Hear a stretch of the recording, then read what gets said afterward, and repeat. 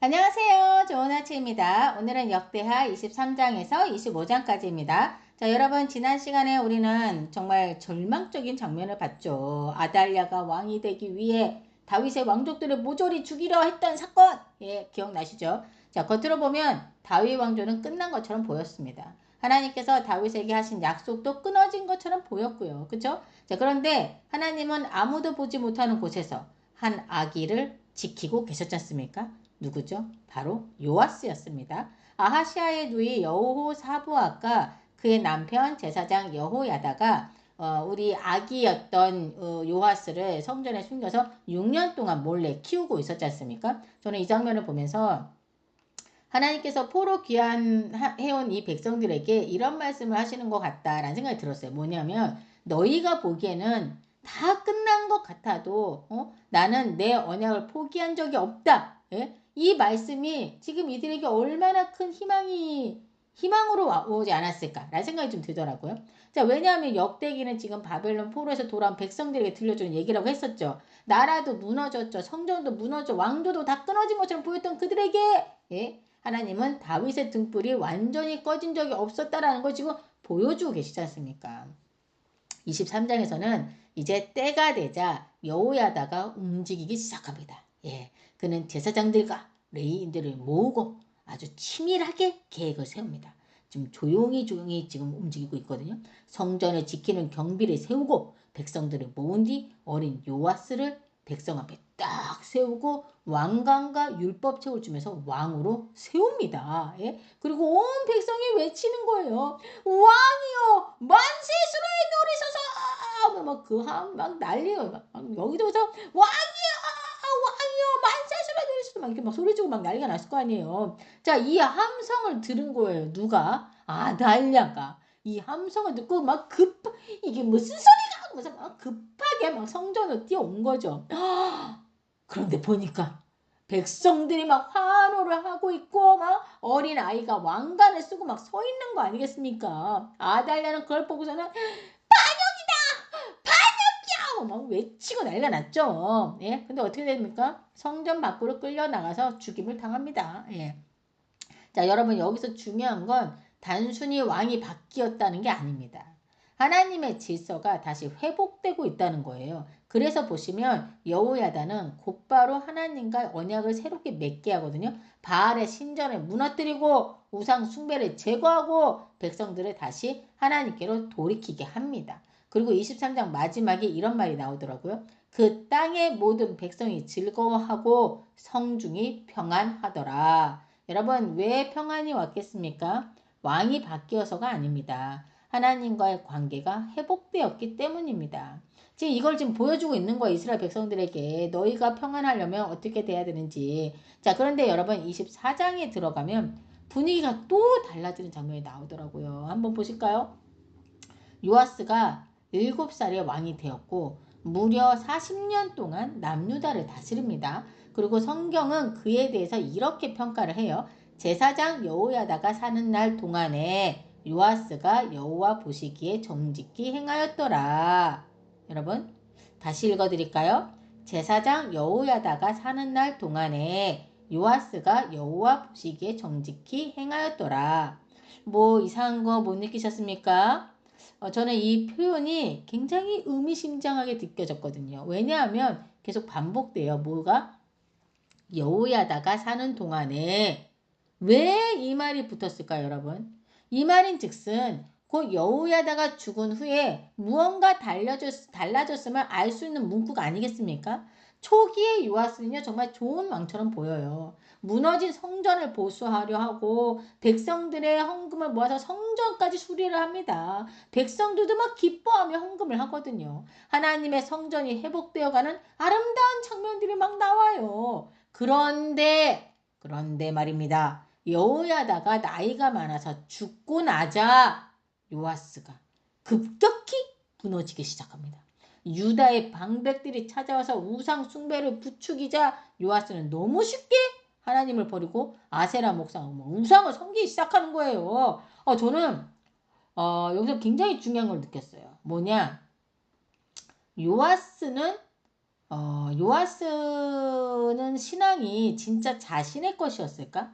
라는 생각이 들더라고요. 여호야다의 가르침과 믿음 안에서 함께 가고 그의 뜻에 따라갔을 뿐이지 자기 스스로 하나님을 직접 만나고 하나님과 일대일 관계를 맺어가면서 하나님을 붙들었던 건 아니었던 겁니다. 예? 그러다 보니까 그 보호막이 사라지자 너무 쉽게 흔들려 버린 거예요. 예? 하나님과의 일대일 관계가 없었거든요. 관계가 없었던 거예요. 하나님께서도 이걸 보고 마음이 아프셨을 것 같아요. 그래서 선지자들을 보내서 계속 경고하십니다. 계속 경고를 해요. 그런데도 듣지 않습니다. 심지어 여호야다의 아들, 자기를 키워준 여호야다의 아들, 그 고모부의 아들 스가랴가 성령의 감동으로 요아스를 책망합니다. 그러자 요아스는 그를 성전 뜰에서 돌로 쳐 죽여버립니다. 여러분, 예? 여러분 이게 얼마나 무서운 장면입니까? 자기를 살려준 은혜를 잊어버리고, 자기를 왕으로 세워준 여호야다의 은혜도 잊고 그의 아들까지 죽여버렸잖아요. 예? 결국 하나님께서 아람 군대를 통해 유다를 치십니다. 예? 근데요, 24절을 보실래요? 아주 충격적인 사실이 있어요. 아람 군대는요, 적은 수였다고 써 있어요. 아람 군대는 적은 수였는데 하나님께서 심히 큰 군대, 즉 유다의 군대를 그들의 손에 넘기셨다라고 기록되어 있습니다.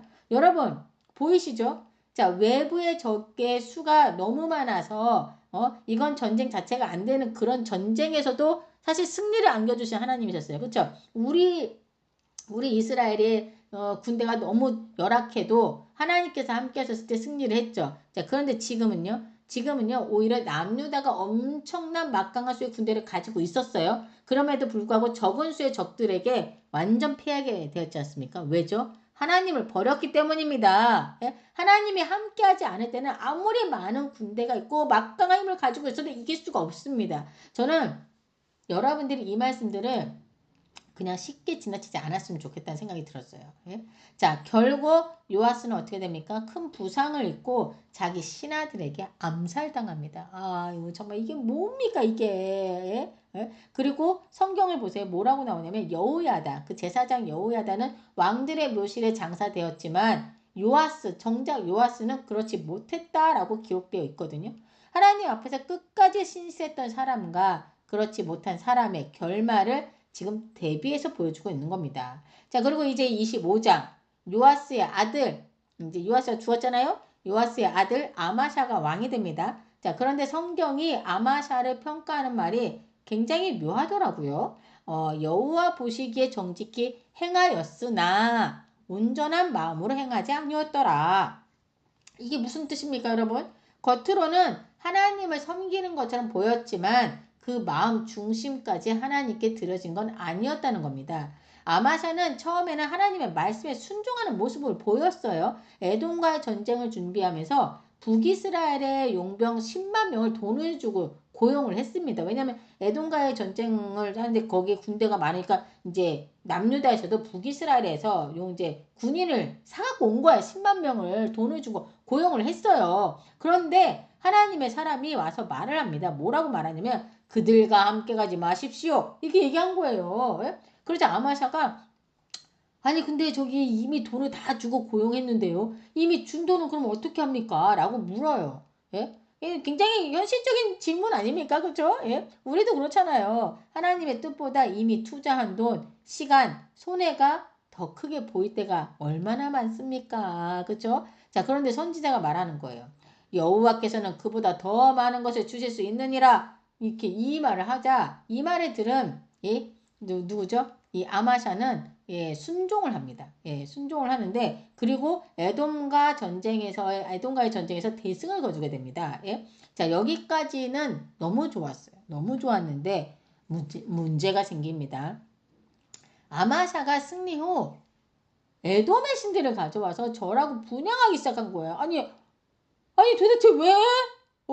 아니 하나님께서 승리를 하게 해주셨는데 아니 자신들을 구해주지도 못한 에돔의 신을 왜 섬기는 걸까? 난 정말 솔직히 이 장면은 일구수로 이해가 안 가더라고요. 상식적으로 말이 안 되잖아요. 패배한 나라의 신이면 오히려 이 신은 힘이 없구만 하고서 그냥 버려야 되는 거 아닙니까? 그런데 아마샤는 그 신상을 가져와서 섬기기 시작했다라는 거잖아요. 저는 이 장면이 우상 숭배의 무서움을 보여주는 것 같다는 생각이 들더라고요. 그러니까 사람이 하나님에게서 마음이 멀어지기 시작하면요. 점점 논리보다 욕망과 교만이 앞서게 되지 않습니까? 아마샤도 처음에는 하나님 말씀에 순종했어요. 그렇죠? 북이스라엘의 용병을 돌려보내라는 말을 듣고 그대로 했죠. 손해를 감수하면서 했습니다. 순종했습니다. 그리고 하나님께서 실제로 승리를 주셨지 않습니까? 그런데 여러분 문제는요. 승리 이후에 발생했습니다. 예? 승리 이후에 문제가 발생한 거예요. 승리를 하고 나니까 이제 하나님보다 자기 자신이 더 크게 보이기 시작했던 겁니다.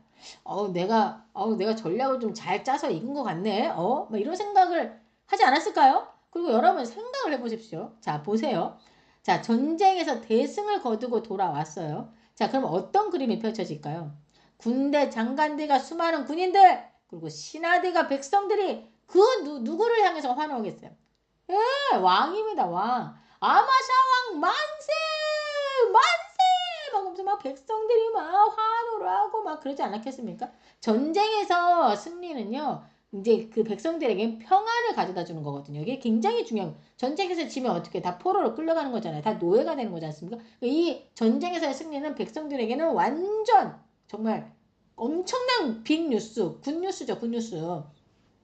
자, 이렇게 막 아마샤왕 만세, 만만세 막 하고 외쳤을 거 아니에요. 그러니까 사람들이 자신을 추켜 세우고 자기가 진짜 강하고 나라를 지킨 멋진 왕이 되었다라고 느끼지 않았겠습니까? 이거는 인간이라면 뭐 그런 생각이 좀 들어갔을 것 같아요. 그렇죠? 자, 이런 것들이 아마샤의 눈과 마음에 훅 들어오기 시작했던 거죠.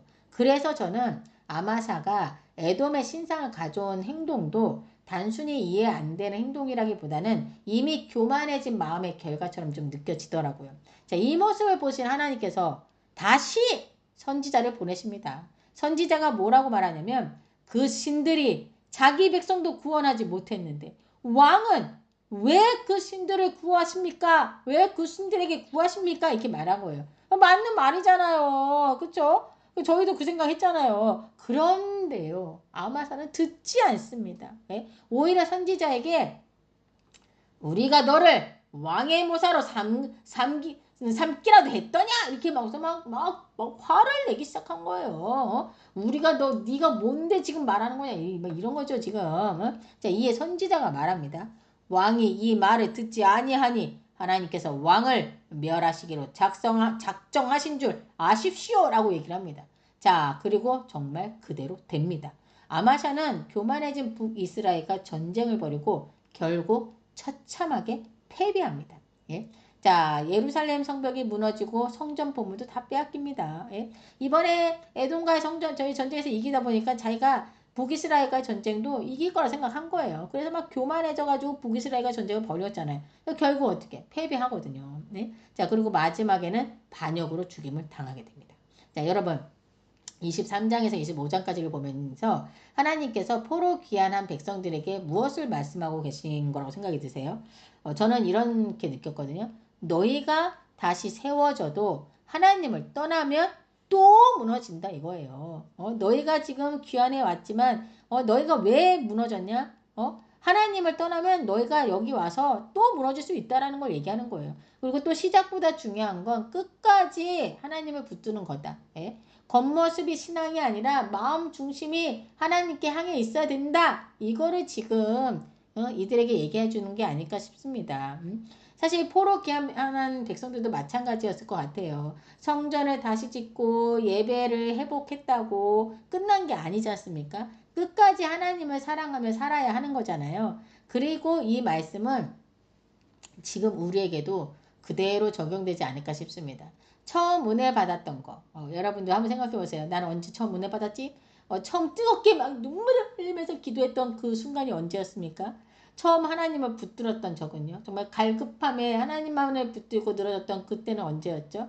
그 마음을 끝까지 지켜내는 게 정말 어렵다는 걸 오늘 본문이 지금 보여주고 있는 거거든요. 네? 맞죠, 여러분? 그래서 우리는 더더욱 우리 힘이 아니라 하나님을 붙들어야 하는 거 아닐까. 하나님, 제가 끝까지 주님 놓지 않게 해주세요. 이 기도가 진짜 필요한 것 같다는 생각이 들었습니다. 제가 사실 올해 성경을 읽으면서 하나님께서 계속 제 마음에 주시는 말씀 뭐죠? 잊지 말아라, 기억해라. 저는 계속 그 말씀이 기억에 남거든요. 오늘 말씀을 보면서 하나님의 은혜를 기억하고 잊지 말아야겠다라는 생각을 더 하게 되는 것 같아요. 예. 오늘도 시작만 좋은 신앙이 아니라 끝까지 하나님을 붙드는 저와 여러분이 되기를 기도합니다. 자, 다 같이 기도하겠습니다. 하나님 아버지, 처음 마음은 뜨거웠지만 시간이 지나며 쉽게 흔들리는 우리의 모습을 봅니다. 요아스처럼 은혜를 잊지 않게 하시고 아마샤처럼 승리 후 교만해지지 않도록 하여 주옵소서. 겉모습 신앙이 아니라 마음 중심으로 주님을 사랑하게 하시고 시작만 좋은 믿음이 아니라 끝까지 하나님을 붙드는 믿음이 되게 하여 주옵소서. 오늘도 주님의 은혜를 기억하며 살아가게 하여 주실 줄 믿으며 이 모든 말씀 우리 주 예수 그리스도 이름으로 기도드립니다. 아멘.